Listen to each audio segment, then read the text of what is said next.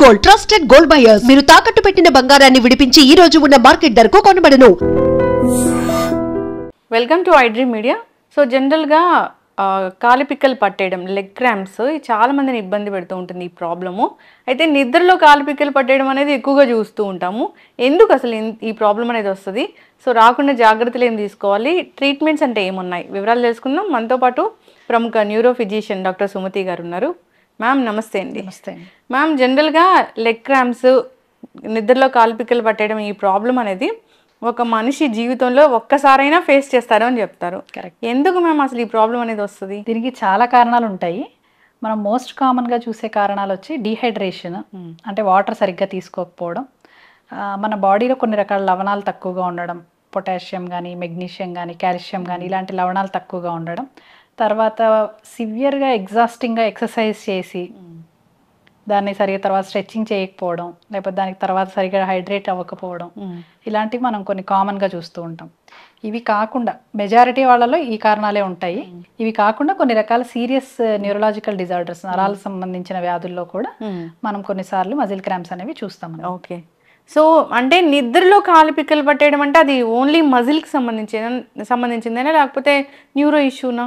అదే కామన్గా మనం అనుకున్న కారణాలు. కొన్ని రకాల న్యూరో ఇష్యూస్ లైక్ కొంతమందికి డిస్క్ ప్రాబ్లమ్స్ ఉండి నరాలు ఒత్తుకోవడం, డిస్క్ ప్రొలాప్స్ అవి ఉంటాయి నడుములో. ఆ నరాలు ఒత్తుకోవడం వల్ల కూడా సయాటికా లాంటి ప్రాబ్లమ్స్ ఉన్న వాళ్ళలో కూడా ఈ నరాల పిక్కలు నైట్ టైం పట్టేయడం అనేది జరుగుతూ ఉంటుంది.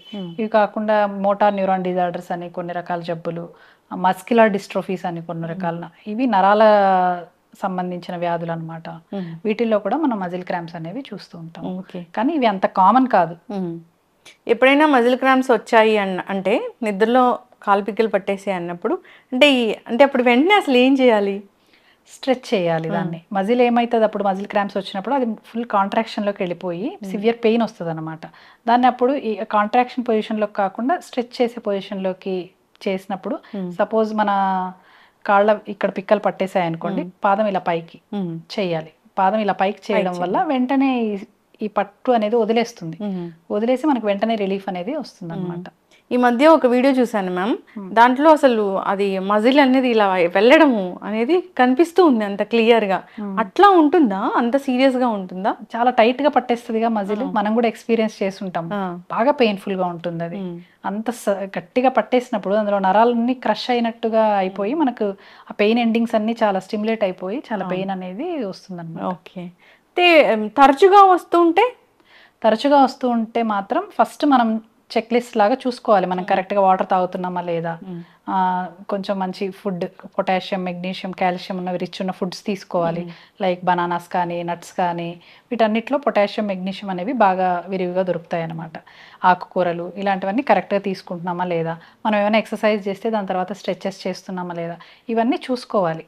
చూసుకున్న తర్వాత కూడా వస్తుంది.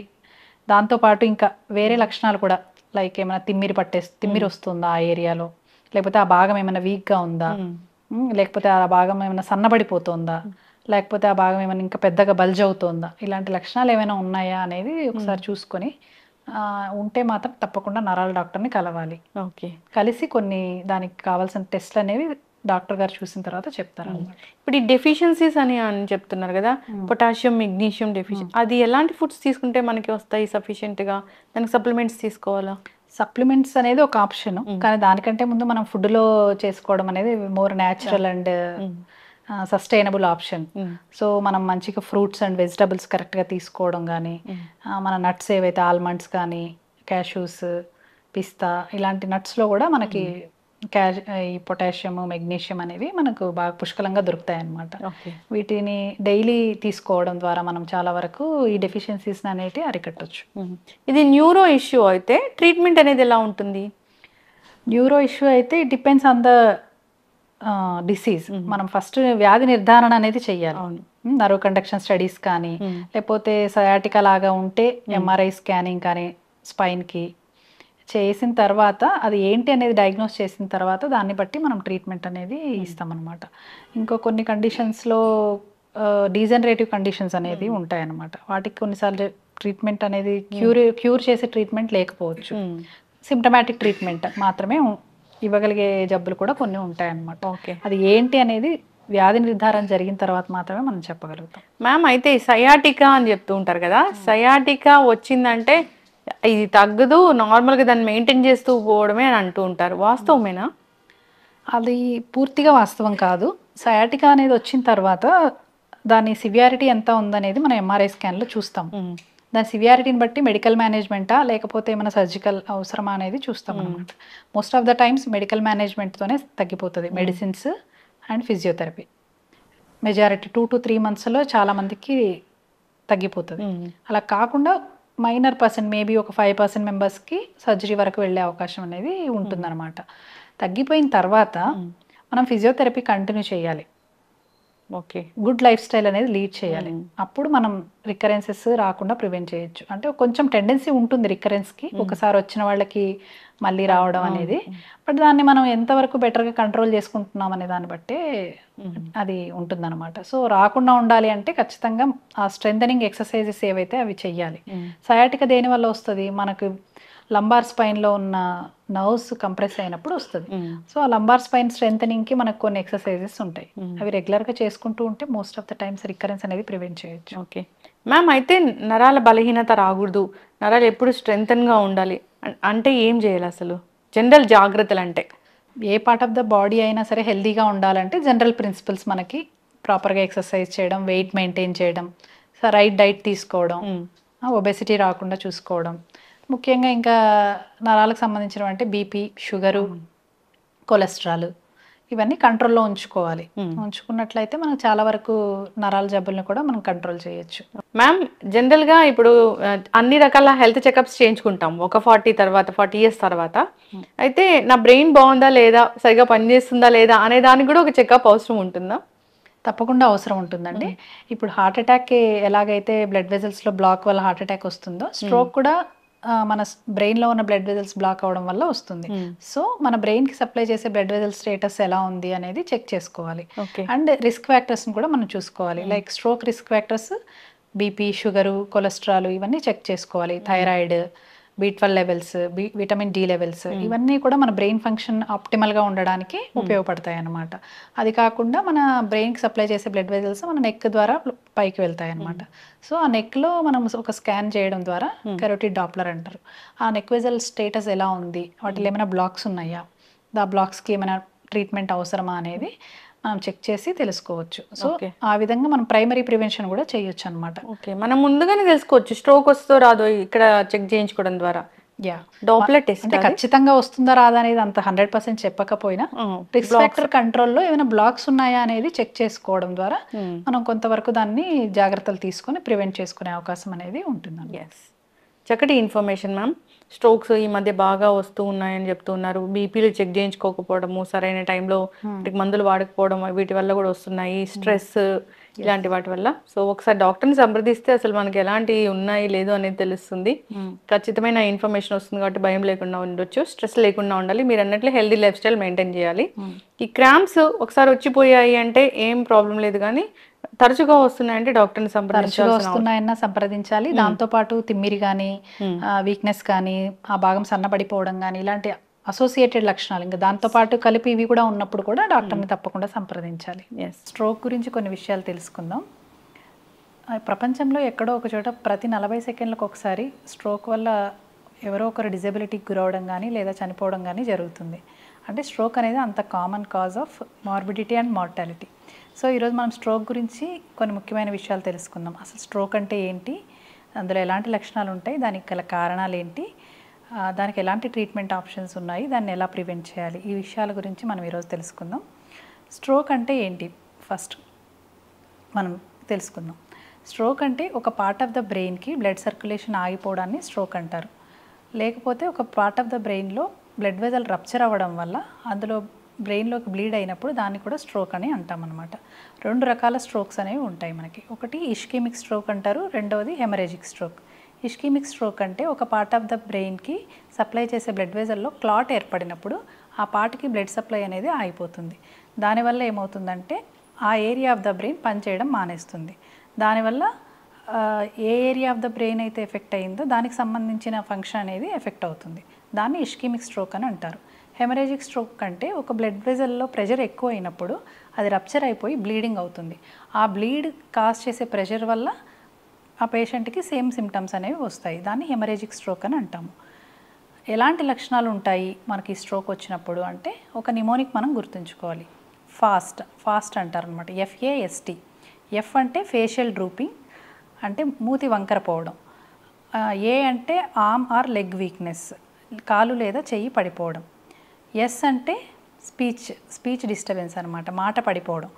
టీ అంటే time to reach the hospital. So ఈ నిమోనిక్ అనేది మనం గుర్తుంచుకోవాలి. ఈ లక్షణాలు ఎప్పుడైనా కనిపిస్తే మూతి వంకర పోవడం కానీ, కాలు చేయి పడిపోవడం కానీ, వెంటనే హాస్పిటల్కి రీచ్ అవ్వాలి. టైం అనేది వెరీ ఇంపార్టెంట్ ఇన్ స్ట్రోక్. ఎందుకంటే దాని ట్రీట్మెంట్ అనేది టైం డిపెండెంట్గా ఉంటుంది.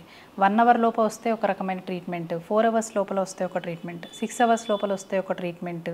అలా ట్రీట్మెంట్స్ అనేవి వేరుగా ఉంటాయి. అండ్ ఎంత త్వరగా ట్రీట్మెంట్ తీసుకుంటే రికవరీ అనేది అంత బెటర్గా ఉంటుంది. కాబట్టి ఆ నిమోనిక్లో టీ అనేదాన్ని కూడా మనం యాడ్ చేసామన్నమాట. సో ఫాస్ట్ అనేదాన్ని అందరూ గుర్తుంచుకోవాలి. తర్వాత మనం తెలుసుకోవాల్సిన విషయం ఏంటంటే కారణాలు. ఈ స్ట్రోక్కి గల కారణాలు ఏంటి? మోస్ట్ కామన్ కారణం ఏంటి అంటే స్ట్రోక్కి ఏజ్ అనేది వెరీ ఇంపార్టెంట్. 60 ఇయర్స్ తర్వాత మన స్ట్రోక్ రిస్క్ అనేది పెరుగుతూ ఉంటుంది. అలాగని 60 ఇయర్స్ పైబడిన వాళ్ళకే స్ట్రోక్ వస్తుందా అంటే కాదు. 60 ఇయర్స్ కన్నా తక్కువ ఉన్న వాళ్ళల్లో కూడా, మనం యంగ్ వాళ్ళల్లో కూడా ఇప్పుడు స్ట్రోక్స్ అనేవి చూస్తూ ఉన్నాం అనమాట. వేరే కారణాలు ఏంటి అంటే బీపీ ఎక్కువగా ఉండడం, షుగర్ కంట్రోల్లో లేకపోవడం అంటే డయాబెటీస్, కొలెస్ట్రాల్ లెవెల్స్ ఎక్కువగా ఉండడం, స్మోకింగ్, ఆల్కహాల్ తీసుకోవడం, ఇంకా ఒబేసిటీ, లేకపోతే హార్ట్ బీట్ అనేది కొంచెం ఇర్రెగ్యులర్గా ఉండడం, కొన్ని హార్ట్ రిలేటెడ్ కండిషన్స్ వల్ల కూడా హార్ట్లో క్లాట్స్ ఏర్పడడం వల్ల అవి బ్రెయిన్కి డిస్లాడ్జ్ అయ్యి స్ట్రోక్స్ అనేవి వస్తాయన్నమాట. ఇవి ముఖ్యమైన కారణాలు అన్నమాట స్ట్రోక్కి. తర్వాత స్ట్రోక్ ట్రీట్మెంట్ గురించి మనం కొన్ని విషయాలు తెలుసుకుందాం. మనం ఇందాక చెప్పుకున్నట్టు టైం అనేది చాలా చాలా ఇంపార్టెంట్ స్ట్రోక్లో. ఎందుకంటే ఎంత ఎర్లీగా మనం ట్రీట్మెంట్ తీసుకుంటే అంత మంచి రిజల్ట్స్ అనేవి మనకి వస్తాయన్నమాట. మోస్ట్ ఇంపార్టెంట్గా నేను చెప్పాలనుకుంటున్నది ఏంటంటే 4.5 అవర్స్ అనేది ఒక golden period in stroke window అంటాం అనమాట దాన్ని. 4.5 అవర్స్ లోపల వస్తే ఈ ఇస్కెమిక్ స్ట్రోక్ పేషెంట్లో మనం థ్రాంబోలైసిస్ చేస్తామన్నమాట. థ్రాంబోలైసిస్ అంటే ఒక ఇంజెక్షన్ ఇవ్వడం ద్వారా ఆ క్లాట్ని కరిగిస్తాము. ఆ క్లాట్ని కరిగించినప్పుడు మనం బ్రెయిన్ డ్యామేజ్ అనే దాన్ని ప్రివెంట్ చేయగలుగుతాము. ఈ 4.5 అవర్స్ తర్వాత కూడా కొన్ని రకాల ట్రీట్మెంట్స్ అనేవి ఉన్నాయన్నమాట. మెకానికల్ థ్రాంబెక్టమీ అంటే మనం ఒక చిన్న స్టెంట్ దాన్ని లోపలికి పంపించి ఆ క్లాట్ని తీసేయడాన్ని మెకానికల్ థ్రాంబెక్టమీ అంటారనమాట. ఇవన్నీ జరగాలి అంటే మనం హాస్పిటల్కి ఎంత తొందరగా వీలైతే అంత తొందరగా వెళ్ళాలన్నమాట. దానికన్నా తర్వాత వెళ్ళడం వల్ల ఇప్పుడు జరిగిన స్ట్రోక్ని మనం ఇంకేమీ చేయలేము. అంటే బ్రెయిన్ దానంతట అదే రికవర్ అవ్వాలి తప్పించి మనం యాక్టివ్గా చేయగలిగింది ఏమీ ఉండదన్నమాట. కాబట్టి టైం అనేదాన్ని ఖచ్చితంగా మనం దృష్టిలో ఉంచుకోవాలి. ఇంకా మిగతా ట్రీట్మెంట్ ఆప్షన్స్ ఏమున్నాయి మనకు స్ట్రోక్లో అంటే, మనం అన్ని రిస్క్ ఫ్యాక్టర్స్ని కంట్రోల్లో ఉంచుకోవాలి. BP, sugar, cholesterol, smoking, alcohol వీటన్నిటినీ మనం కంట్రోల్లో ఉంచుకోవాలి. మెడికేషన్ వాటికి సంబంధించినవన్నీ కరెక్ట్గా వాడాలి. ఇవి కాకుండా మళ్ళీ స్ట్రోక్ రాకుండా ప్రివెంట్ చేయడానికి మనం బ్లడ్ థిన్నర్స్ని అనే ట్యాబ్లెట్స్ని యూస్ చేస్తామన్నమాట. వాటిని కూడా క్రమం తప్పకుండా వాడాలి. తర్వాత ఇప్పుడు ఆల్రెడీ వచ్చిన స్ట్రోక్కి మనకు ఎలాంటి ట్రీట్మెంట్ ఆప్షన్స్ ఉంటాయి అంటే, ఫిజియోథెరపీ చేసుకోవడం ద్వారా మనం ఆల్రెడీ వచ్చిన స్ట్రోక్ వల్ల జరిగిన నష్టాన్ని కొంతవరకు తగ్గించుకోవచ్చు. సో మళ్ళీ స్ట్రోక్ రాకుండా ప్రివెంట్ చేయడానికి మనం ఇదివరకు చెప్పుకున్నట్టుగా రిస్క్ ఫ్యాక్టర్స్ అన్నింటినీ కంట్రోల్లో ఉంచుకోవడం, బ్లడ్ థిన్నర్స్ని క్రమం తప్పకుండా వాడడం అనేది మనం చేయాలన్నమాట. ఇవన్నీ చేయడం ద్వారా స్ట్రోక్ని మళ్ళీ రాకుండా మనం ప్రివెంట్ చేసుకోవచ్చు. స్ట్రోక్ వచ్చిన తర్వాత చేయాల్సిన పనులన్నీ మనం తెలుసుకుందాము. స్ట్రోక్ అసలు రాకుండా ప్రివెంట్ చేయడానికి ఏం చేయాలి అనేది ఇప్పుడు మనం మళ్ళీ తెలుసుకుందాం. దాన్ని ప్రైమరీ ప్రివెన్షన్ అని అంటాం అనమాట. ఒక జబ్బు రాకముందే దాన్ని ప్రివెంట్ చేయడం. ఎలా ప్రివెంట్ చేయాలి అంటే, మనం స్ట్రోక్ దేనివల్ల వస్తుంది? బీపీ ఎక్కువ ఉండడం వల్ల, డయాబెటీస్ కంట్రోల్ లేకపోవడం వల్ల, కొలెస్ట్రాల్ వల్ల, సెడెంటరీ లైఫ్ స్టైల్ వీటన్నిటి వల్ల వస్తుంది. సో మనం రెగ్యులర్ చెకప్స్ చేసుకొని బీపీ, షుగర్ లాంటి వాటిని మొదట్లోనే మనం కంట్రోల్లో ఉంచుకోవాలి. వాటిని రాకుండా కాపాడుకోవాలి. వస్తే వాటికి మెడికేషన్ కరెక్ట్గా వాడి దాన్ని కంట్రోల్లో ఉంచుకోవాలి. క్రమం తప్పకుండా రోజు ఎక్సర్సైజ్ చేయాలి. మినిమం 30 మినిట్స్ ఎక్సర్సైజ్ కంపల్సరీగా చేయాలి. తర్వాత ఆల్కహాల్, స్మోకింగ్ లాంటి హ్యాబిట్స్ని కంప్లీట్గా వదిలేయాలి లేదా కంట్రోల్లో ఉంచుకోవాలి. తర్వాత ఒబెసిటీ రాకుండా చూసుకోవాలి. రెగ్యులర్గా హెల్త్ చెకప్స్ చేసుకోవాలన్నమాట. అబౌవ్ 40 ఇయర్స్ తర్వాత at least once in a year are once in 2 years complete body checkup అనేది చేసుకోవాలి. చేసుకొని మన రిస్క్ ఫ్యాక్టర్స్ అన్నింటినీ కంట్రోల్లో ఉంచుకుంటే చాలా వరకు మనము ఈ స్ట్రోక్ అనేదాన్ని రాకుండా మనం కాపాడుకోవచ్చు. డాక్టర్ గారు, తలనొప్పి మోస్ట్ కామన్గా చూస్తాము. అంటే ఒక టాబ్లెట్ వేసుకుని తగ్గించుకునేది ఏదైనా ఉంది అంటే పెయిన్స్లో తలనొప్పి ముఖ్యంగా అందరికి వస్తూ ఉంటుంది. అయితే ఈ తలనొప్పుల్లో చాలా రకాలు ఉన్నాయి. ఇక్కడ వస్తే ఒకలాంటి తలనొప్పి, బ్యాక్ సైడ్ వస్తే ఒకలాంటి తలనొప్పి, ఇలా చెప్తూ ఉంటారు కదా మ్యామ్. ఓవరాల్గా ఎన్ని రకాల తలనొప్పులు ఉన్నాయి, ఎప్పుడు డాక్టర్ని సంప్రదించాలి అసలు? తలనొప్పుల్లో మనకు మోస్ట్ కామన్ అనేది వచ్చేది టెన్షన్ టైప్ హెడేక్, దాని తర్వాతది మైగ్రేన్. ఇవి కాకుండా మిగతా హెడేక్స్ అన్ని కొంచెం రేర్ అనే మనం చెప్పుకోవచ్చు. టెన్షన్ టైప్ హెడేక్ అనేది మోస్ట్ కామన్, ఎందుకంటే everyday day to day stress, నిద్ర లేకపోవడం, మనం దీనివల్ల ఎక్కువ కామన్గా చూస్తూ ఉంటాం. ఈవినింగ్ అయ్యేసరికి హెడేక్ అంటుంటారు కొంతమంది, పడుకొని లేవగానే తగ్గిపోతుంది. ఇదేంటంటే ముఖ్యంగా ఈ ఏరియాలో రెండు వైపులా రావడం కానీ వెనక వైపు రావడం కానీ జరుగుతుంది అనమాట. అంటే రెండు వైపులో వచ్చే హెడేక్ మనం హోలోక్రేనియల్ హెడేక్ అని అంటాం అనమాట. నెక్స్ట్ మోస్ట్ కామన్గా చూసేది మనం మైగ్రేన్. మైగ్రేన్ అనేది ఎక్కువగా మనం చూసేది ఒకవైపు భాగానికి ఎఫెక్ట్ అవుతుంది అనమాట. ఈ మైగ్రేన్ హెడేక్ నెక్స్ట్ మనం కామన్గా చూసే టైప్ ఆఫ్ హెడేక్ అనమాట. ఇవి కాకుండా షార్ప్ నీడిల్ లాగా గుచ్చుకునే హెడేక్స్ అనేవి కూడా కొన్ని రకాలు అనేవి ఉన్నాయన్నమాట. అవి కొంచెం rare type of headache. Yes ma'am. అయితే ఈ రెండు సైడ్లు తలనొప్పి వస్తే అది నార్మల్గా స్ట్రెస్ వల్ల వచ్చినట్లేనా? Most of the times.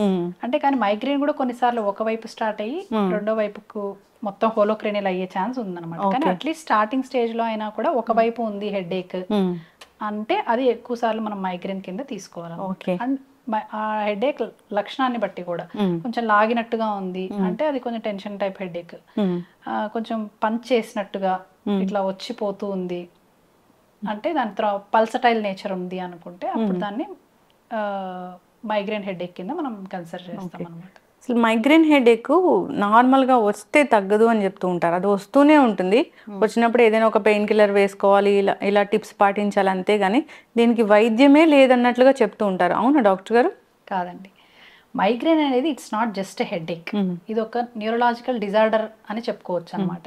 ఏంటంటే మైగ్రేన్లో వాళ్ళ నర్వస్ సిస్టమ్ అనేది చాలా సున్నితంగా ఉంటుంది.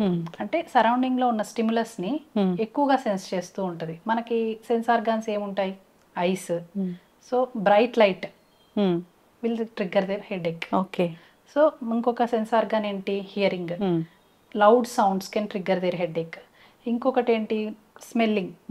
ఏదైనా పడని స్మెల్స్, ఏదైనా pungent odours like strong smells ఉన్నాయనుకోండి, పర్ఫ్యూమ్, కొంతమందికి కొన్ని రకాల పర్ఫ్యూమ్ స్మెల్ చూస్తే, కొంతమందికి పోపు వేస్తుంటే ఆ స్మెల్ కూడా హెడేక్స్ రావడం, కొన్ని రకాల ఫ్లవర్స్, కొంతమందికి జాస్మిన్ స్మెల్ పడదు, మల్లెపూల వాసన చూసినా కూడా హెడేక్ వస్తుంది అనమాట. అంటే అలా వాళ్ళ సెన్సరీ ఆర్గాన్స్ అనేవి చాలా సున్నితంగా ఉండడం వల్ల ఎక్కువగా ప్రాసెస్ చేస్తుంది అనమాట స్టిమ్యులస్ ని, దానివల్ల వాళ్ళకి హెడేక్ వస్తుంది. సో హైపర్ సెన్సిటివిటీ అనేది మెయిన్ రీజన్ మైగ్రేన్ లో. సో అదొక న్యూరలాజికల్ డిజార్డర్. సో ఆ హైపర్ సెన్సిటివిటీని తగ్గించడానికి కొన్ని రకాల మందులు అనేది వాడాలన్నమాట. వాటిని చెప్పినంత టైం ఫ్రేమ్ లో వాడితేనే ఆ సెన్సిటివిటీ అనేది తగ్గుతుంది అనమాట. ప్రాపర్ గా ట్రీట్మెంట్ తీసుకుంటే మైగ్రేన్ అనేది కంట్రోల్లో ఉంచుకోవచ్చు. ట్రీట్మెంట్ తీసుకోవాలి, ఇలాంటి వాటి నుంచి కూడా దూరంగా ఉండాలి. ఏదైతే ట్రిగ్గర్ చేస్తాయి ట్రిగ్గర్స్ ఇప్పుడు చెప్పుకునేవి అయితే ప్రతి ఒక్కరికి డిఫరెంట్ ట్రిగ్గర్స్ అనేవి ఉండొచ్చు అనమాట. ఆ ట్రిగ్గర్ ని ఐడెంటిఫై చేయడం అనేది ఫస్ట్ థింగ్. అది ఐడెంటిఫై చేసిన తర్వాత దాన్ని మాక్సిమం వీలైనంత వరకు అవాయిడ్ చేయాలి. అప్పుడు మనం ఈ ట్రిగ్గర్స్ ని అవాయిడ్ చేస్తాం కాబట్టి ఆటోమేటిక్ గా ఫ్రీక్వెన్సీ ఆఫ్ ద హెడేక్స్ అనేవి తగ్గిపోతాయి అన్నమాట. ఏదైనా ఒక హెడేక్ వస్తుంది, అది చాలా సీరియస్, వెంటనే డాక్టర్ దగ్గరికి వెళ్ళాలంటే అది ఎక్కడ సైడ్ వస్తుంది? మిడిల్లో వస్తుందా? ఎలా వస్తుంది? ఎట్లా గుర్తించాలి అసలు? హెడేక్ సివియర్ అంటే ఎప్పుడు మనము దాన్ని సీరియస్గా తీసుకోవాలి, వెంటనే డాక్టర్ దగ్గరికి వెళ్ళాలి అనడానికి కొన్ని రెడ్ ఫ్లాగ్స్ అనేవి ఉంటాయి అన్నమాట. ఆ రెడ్ ఫ్లాగ్స్ ఏంటి అంటే సడన్ హెడేక్ చాలా సివియర్గా వచ్చింది, లైఫ్లో అసలు అంత సివియర్ హెడేక్ ఎప్పుడు మనం ఫేస్ చేయలేదు, sudden onset very severe headache, అది ఒక రెడ్ ఫ్లాగ్ అనమాట. ఫస్ట్ టైం మనకు హెడేక్ 50 ఏళ్ల వయసు తర్వాత వచ్చింది, అది కూడా ఒక రెడ్ ఫ్లాగ్. దాంతోపాటు మనకు జ్వరం కానీ, బరువు తగ్గిపోవడం కానీ, ఆకలి తగ్గిపోవడం కానీ ఇలాంటివి ఏవైనా ఉన్నాయి అంటే అది కూడా ఒక రెడ్ ఫ్లాగ్ అనమాట. ఈ జ్వరంతో పాటు మనం లైట్స్ చూడలేకపోవడం, మెడ నొప్పి రావడం ఇలాంటివి ఏమైనా ఉంటే బ్రెయిన్లో ఏమైనా ఇన్ఫెక్షన్స్ ఉన్నాయా అనేది ఒకటి చూసుకోవాలన్నమాట.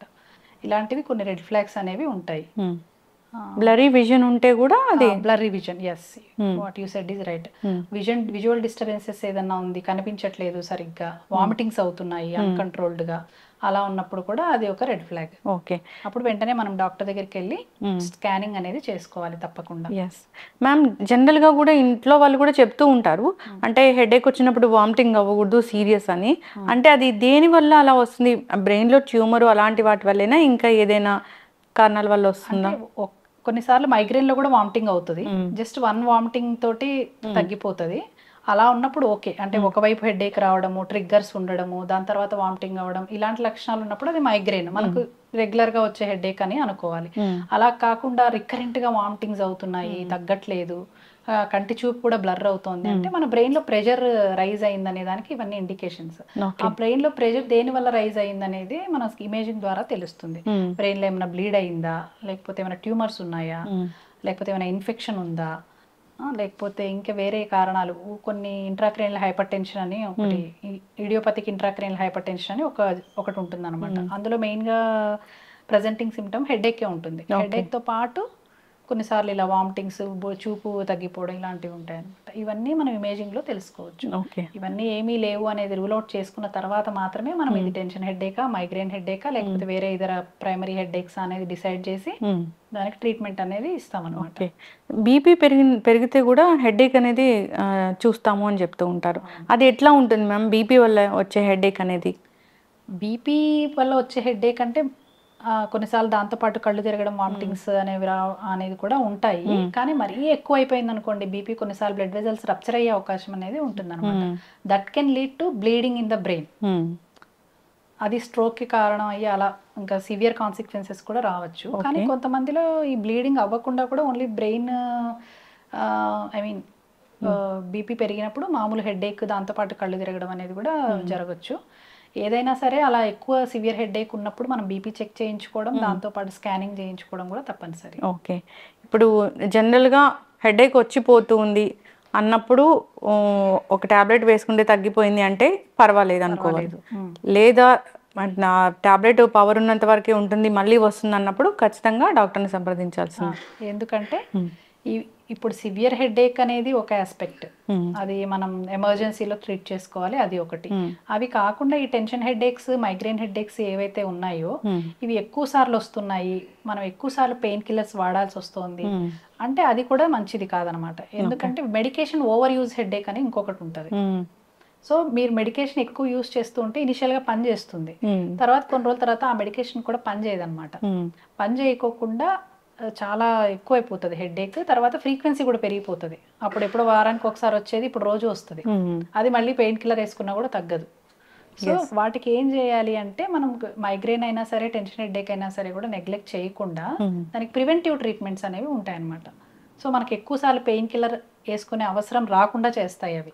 సో వాటిని ఖచ్చితంగా వాడాలి.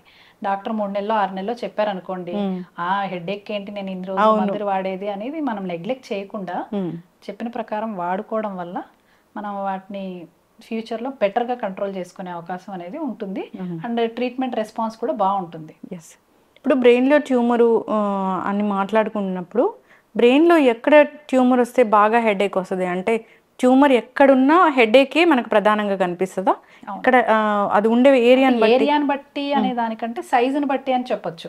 ఎందుకంటే బ్రెయిన్ అనేది స్కల్ ఉంటుంది, బ్రెయిన్ చుట్టూ బోనీ స్ట్రక్చర్ అది ఇంకేంటంటే ఎక్స్పాండ్ అవ్వదు, పొట్టలాగా కాదు. పొట్ట అంటే ఇప్పుడు ఓన్లీ అక్కడ బోన్స్ కన్నా ఎక్కువ స్కిన్, ఫ్యాట్ అవి ఉంటాయి, అంటే అది కొంతవరకు అకామిడేట్ చేస్తుంది ఏదన్నా ఎక్స్ట్రా గ్రోత్ ని. బ్రెయిన్ అలా కాదు, బ్రెయిన్ అనేది రిజిడ్ స్కల్ ఉంటుంది. సో చిన్న స్పేస్ ఎక్కువైనా సరే అది ఎక్స్పాండ్ అవ్వదు కాబట్టి ప్రెషర్ పెరిగిపోతుంది. ప్రెషర్ పెరిగిపోవడం వల్ల మనకి హెడేక్ వస్తుంది. ఎక్కడ ఉన్నా కానీ ఏ పార్ట్ ఆఫ్ ద బ్రెయిన్ లో ట్యూమర్ ఉన్నా కూడా ప్రెషర్ ఇంక్రీజ్ అవ్వడం అనేది మెయిన్ కాజ్ అనమాట. So A part of the brain లో ఉన్నా కూడా మనకి హెడేక్ అనేది వస్తుంది. ఓకే మ్యామ్, హెడేక్ అని వస్తే ఖచ్చితంగా ఎంఆర్ఐ చేస్తారా? ఎంఆర్ఐ కన్నా ఫస్ట్ సిటీ చేస్తారు. సిటీలో మనకి మెయిన్గా ఏదైనా ట్యూమర్స్ ఉన్నా లేకపోతే బ్లీడ్ ఏదన్నా ఉన్నా మనకు తెలుస్తుంది. అవి కాకుండా కొన్ని సర్టన్ కండిషన్స్కి మనం అనుకున్నట్టు ఇందాక ఐఏహెచ్ అని చెప్పాను, ఇడియోపతిక్ ఇంట్రాక్రేనియల్ హైపర్ టెన్షన్, అందులో ఈ బ్లీడ్ కానీ ఇలాంటివి ఏమీ ఉండవు, ట్యూమర్స్ కానీ. దానికి కంపల్సరీగా ఎంఆర్ఐ చేయాలన్నమాట. కొన్ని కండిషన్స్ ఎంఆర్ఐలోనే మనకు బెటర్గా తెలుస్తాయి. సిటీ చేయాలా ఎంఆర్ఐ చేయాలా అనేది పేషెంట్ క్లినికల్ స్టేటస్ని బట్టే మనం డిసైడ్ చేయగలుగుతాం. Most of the times first city చేస్తాం. ఓకే. ఇప్పుడు బ్రెయిన్లో ఏదైనా ఒక ట్యూమర్ వచ్చింది, హెడేక్ ఆగట్లేదు అన్నప్పుడు సర్జరీయే చేస్తారా, మందులతో తగ్గించుకోవచ్చా? ట్యూమర్ అంటే మోస్ట్ ఆఫ్ ద టైమ్ సర్జరీకి వెళ్ళాల్సి ఉంటుంది. కానీ ఆ ట్యూమర్స్లో కూడా మళ్ళీ టైప్స్ ఉంటాయి. కొన్ని ఆపరబుల్ స్టేజ్లో ఉండొచ్చు, కొన్ని ఆపరేషన్ చేయలేని స్టేజ్లో ఉండొచ్చు. లొకేషన్ కూడా బ్రెయిన్లో చాలా డీప్ సీటెడ్గా ఉన్నప్పుడు కొన్నిసార్లు సర్జరీ చేయలేకపోవచ్చు. అది టైప్ ఆఫ్ ద ట్యూమర్ మీద డిపెండ్ అవుతుంది. ఓకే. పిల్లల్లో హెడేక్ కూడా అంటే పిల్లల్లో హెడేక్కి ఏదైనా కారణాలు ఇవి కాకుండా ఉంటాయా మ్యామ్? పిల్లల్లో హెడ్ఏక్స్కి కారణాలంటే మోస్ట్లీ ఇవే ఉంటాయి. కాకపోతే స్ట్రోక్స్, బ్లీడ్స్ ఇలాంటివి తక్కువ ఉంటాయి. బ్రెయిన్ ట్యూమర్ అనేది ఒకటి తప్పకుండా రూల్ అవుట్ చేయాలి వాళ్ళలో కూడా మైగ్రేన్ హెడేక్స్, టెన్షన్ హెడేక్స్ అనేవి కూడా వాళ్ళలో కూడా ఉంటాయి. ఇంకొన్ని కండిషన్స్ అంటే కొన్ని వాస్కులర్ కండిషన్స్, కొన్ని రిలేటెడ్ కండిషన్స్ ఉంటాయి. సికిల్ సెల్ డిసీజెస్ అని, లేకపోతే వాస్కులైటిస్ అని, అలాంటి కండిషన్స్లో కూడా పిల్లల్లో మనం హెడ్ఏక్స్ అనేవి చూస్తాం. ఓకే. జీబీ సిండ్రోమ్ పూర్తి పేరు ఏంటంటే గిలియన్ బ్యారీ సిండ్రోమ్ అంటారు. ఇది ఒక రకమైన నరాల జబ్బు. ఇందులో కాళ్ళు చేతులు పనిచేయకపోవడం అనేది మోస్ట్ కామన్గా మనం చూస్తూ ఉంటాము. కొన్నిసార్లు ఇది ఫేస్ని, మన శ్వాస తీసుకునే మజిల్స్ని కూడా ఎఫెక్ట్ చేయడం వల్ల కొన్నిసార్లు ప్రాణాపాయం కూడా జరగచ్చు అనమాట. ఇందులో ఇది ముఖ్యంగా ఖచ్చితంగా దీనివల్లే వస్తుందని చెప్పలేం. కానీ మోస్ట్ కామన్గా మనకు తెలిసిన సైంటిఫిక్ స్టడీస్లో తెలిసింది ఏంటి అంటే, మనకు కొన్ని రకాల ఇన్ఫెక్షన్స్ అనేవి మనల్ని అటాక్ చేసినప్పుడు, లైక్ జలుబు, దగ్గు కానీ, లేకపోతే విరేచనాలు, వాంతులు అవ్వడం కానీ, లేకపోతే వేరే రకమైన జ్వరాల్లో కానీ ఏమవుతుందంటే మైక్రో ఆర్గానిజమ్స్ని మన బాడీని అటాక్ చేస్తాయి అన్నమాట. దాన్ని ఎదుర్కోవడానికి మన బాడీ ఏం చేస్తుంది, యాంటీబాడీస్ని ప్రొడ్యూస్ చేస్తుంది. ఆ యాంటీబాడీస్ కొన్నిసార్లు బై మిస్టేక్ ఈ నర్వస్ సిస్టమ్ మీద ఉన్న యాంటీజెన్స్ తోటి ఫైట్ చేస్తాయి అన్నమాట. నర్వస్ సిస్టమ్ని బై మిస్టేక్గా అటాక్ చేస్తాయి. వాటి పని ఏంటి, మైక్రో ఆర్గానిజమ్స్ని అటాక్ చేయాలి. కానీ అవి ఏంటి, పొరపాటున మన నర్వస్ సిస్టమ్ని అటాక్ చేయడం వల్ల నర్వస్ సిస్టమ్ మీద ఉన్న మైలిన్ అనే ఒక కవర్ని అది తొలగిపోతుంది అనమాట. దానివల్ల నరాలలో ఉన్న కండక్షన్ అనేది ఎఫెక్ట్ అవ్వడం వల్ల నరాలకి మన కండరాలకి మధ్య కమ్యూనికేషన్ తగ్గిపోయి మజిల్స్ అనేవి వీక్ అయిపోతాయి. దానివల్ల కాళ్ళు చేతులు పడిపోవడం అనేది జరుగుతూ ఉంటుందన్నమాట. ఇందులో ముఖ్యంగా మనం గుర్తుంచుకోవాల్సిన విషయం ఏంటంటే, లక్షణాలు అనేవి కింద స్టార్ట్ అయ్యి పైకి అనేది వెళ్తూ ఉంటాయి అన్నమాట. కాళ్ళల్లో తిమ్మిరిలాగా స్టార్ట్ అవ్వచ్చు మొదట, అవి పై భాగానికి ఎక్స్టెండ్ అవ్వడం, చేతులు కూడా ఇన్వాల్వ్ అవ్వడం, తర్వాత వీక్నెస్ కూడా కాళ్ళల్లో స్టార్ట్ అయ్యి పై భాగానికి పాకడం అనేది జరుగుతూ ఉంటుందన్నమాట. ఫస్ట్ కాళ్ళు వీక్ అవ్వడం, తర్వాత చేతులు వీక్ అవ్వడం. అది ఇంకా సివియర్గా ఎఫెక్ట్ అయినప్పుడు మన శ్వాస తీసుకోవడానికి సంబంధించిన కండరాలు కూడా ఎఫెక్ట్ అయ్యి మనకు ఆయాసం రావడం అనేది జరుగుతూ ఉంటుందన్నమాట. ఆ ఆయాసం అనేది ఎంత ఎక్స్టెంట్ వరకు వెళ్ళొచ్చు అంటే, అది వెంటిలేటర్ మీద పెట్టాల్సిన పరిస్థితి వరకు కూడా వెళ్ళే అవకాశం అనేది ఉంటుందన్నమాట. వీటినే కాకుండా ఫేస్ మజిల్స్ కూడా, అంటే మనం తినడానికి కానీ మింగడానికి కానీ సంబంధించిన కండరాలను కూడా ఎఫెక్ట్ చేయడం ద్వారా అవి కూడా ఎఫెక్ట్ అయ్యే అవకాశం అనేది ఉంటుందన్నమాట. గిలియన్ బ్యారీ సిండ్రోమ్ అనేది మెయిన్గా క్లినికల్ డయాగ్నోసిస్ అనమాట. క్లినికల్గా అంటే పేషెంట్కున్న జబ్బుకున్న లక్షణాలను బట్టి అతన్ని పరీక్ష చేయడం ద్వారా మనం చూసే సైన్స్ని బట్టి మనం దీన్ని డయాగ్నోస్ చేస్తాము. దాన్ని కన్ఫర్మ్ చేయడానికి నర్వ్ కండక్షన్ స్టడీస్ అనేవి ఉంటాయన్నమాట. వేరే రకాల జబ్బు ఏమైనా ఉందని రూల్ అవుట్ చేయడానికి మనం కొన్నిసార్లు ఎంఆర్ఐ స్పైన్ అనేది కూడా చేయాల్సి వస్తుంది. మెయిన్గా ఇది డయాగ్నోసిస్ అనేది నర్వ్ కండక్షన్ స్టడీస్ అండ్ వెన్నులోంచి నీరు తీసి సిఎస్ఎఫ్ టెస్ట్ అని మనం చేస్తామన్నమాట. ఈ పరీక్షల ద్వారా దీన్ని మనం నిర్ధారించవచ్చు. ట్రీట్మెంట్ ఆప్షన్స్ అనేది మెయిన్గా మనం సపోర్టివ్ ట్రీట్మెంట్తో పాటు ఐవీ ఇమ్యునోగ్లోబులిన్స్ అనేది ఒక ఇంపార్టెంట్ ట్రీట్మెంట్ అనమాట. దీనికి మోస్ట్ ఆఫ్ ద పేషెంట్స్లో ఐవీ ఇమ్యునోగ్లోబులిన్స్ ద్వారా రెస్పాన్స్ అనేది మనకి బాగుంటుంది. ఐవీ ఇమ్యునోగ్లోబులిన్స్ కాకుండా అంటే అది కొంచెం ఎక్స్పెన్సివ్ ట్రీట్మెంట్. ప్లాస్మాఫెరెసిస్ అనేది ఇంకొక ట్రీట్మెంట్ ఆప్షన్ అనేది మనకి ఇందులో ఉంటుంది. సిమ్టమ్స్ అంటే అదే మనం చెప్పుకున్నట్టు కాళ్ళల్లో తిమ్మిర్లు కానీ, అవి పై భాగానికి పాకడం, అలా వీక్నెస్, లేకపోతే చెప్పులు వేసుకోలేకపోవడం, మెట్లు ఎక్కడానికి ఇబ్బంది రావడం, కింద కూర్చొని లేవలేకపోవడం, చేతులు పని చేయకపోవడం, చేతులు పైకి లేపలేకపోవడం, లేకపోతే మాట్లాడడంలో ఇబ్బంది, మింగడంలో ఇబ్బంది, ఇలాంటి లక్షణాలు, మనకు శ్వాస తీసుకోవడానికి ఇబ్బంది, ఇలాంటి లక్షణాలు ఏవైనా ఉన్నట్లయితే, అందులోనూ ఇవి మనకి ఏదైనా ఇన్ఫెక్షన్ వచ్చిన వారం, 10 రోజులు, 2 వారాల్లో స్టార్ట్ అయినట్లయితే మనం తప్పకుండా నరాల డాక్టర్ని కలిసి దీని నిర్ధారణ అనేది చేసుకోవాలి, దానికి తగిన ట్రీట్మెంట్ తీసుకోవాలి.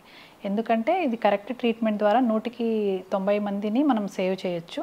వెరీ రేర్ కేసెస్లో మాత్రమే ఇది ప్రాణాపాయం అనేది జరిగే అవకాశం అనేది ఉంటుంది. కాబట్టి ఎర్లీ ట్రీట్మెంట్, ఎర్లీ డయాగ్నోసిస్ అనేది చాలా important. One life lesson what medicine has taught you. Whatever you can do without expecting.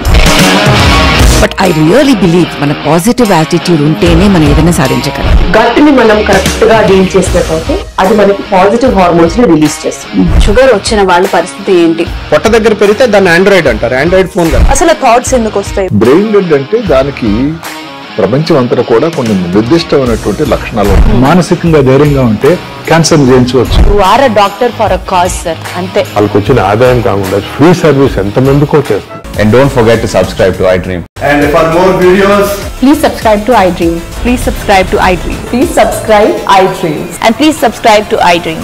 For more videos, subscribe to iDream. Please like, share and subscribe to the channel. Congratulations iDream. Subscribe to iDream. Subscribe to iDream. So subscribe to iDream Media. iDream కి iDream team అందరికి huge congratulations. please subscribe iDream Media. Please subscribe to iDream. Subscribe iDream. Please subscribe to iDream. iDream అంటే నా కళల channel subscribe చేసుకున్న నోరు తిరుగుతలేదు, మీరైతే గంట గుర్తు కొట్టండి. For more such videos, please subscribe to iDream. Subscribe to iDream. Please subscribe to iDream. Please subscribe iDream Media. Please do subscribe to iDream. Please subscribe to iDream Media. For best entertainment and information, please subscribe iDream.